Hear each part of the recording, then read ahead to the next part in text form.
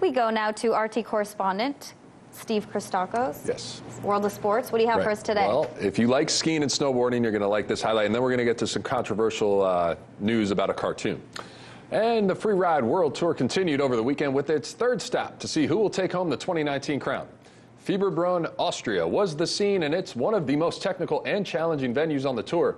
Markus Eder of Italy, who won the first race of the year in Japan, would dominate the men's ski section. After dropping in, he gets going immediately with a 360 at the top of the course and smooth and fast throughout the middle. Finishing off with a floaty transfer into a giant backflip at the bottom, Eder scored a 93.22 to beat out USA's Andrew Pollard and France's Leo Slemet, who came in second and third respectively. And then it was time for the snowboard run. Victor de la Rue of France took the win at the last event in Canada, and he continued his success in Austria.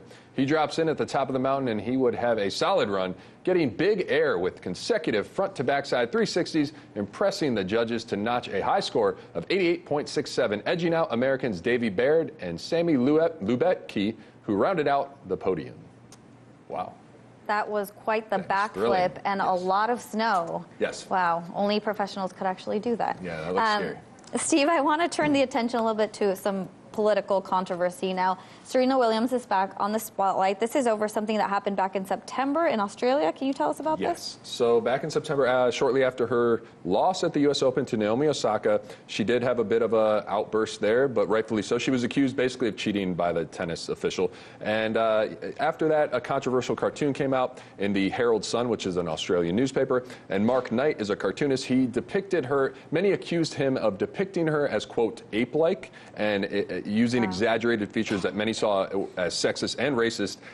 It depicted her jumping up and down, stomping on a racket with a pacifier nearby, while Naomi Osaka appears to be asking the line judge, first of all, she appears as a white woman with blonde hair, and Naomi Osaka is half Haitian, half Japanese, and she's asking the judge, can you just let her win, basically. So it was, people found it very biased and one-sided against Serena.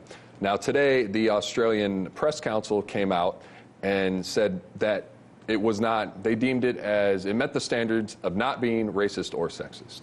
Not racist or sexist. Right. Well, Serena Williams on the spotlight again. We'll have to wrap up there, but thank you, Steve, for that report.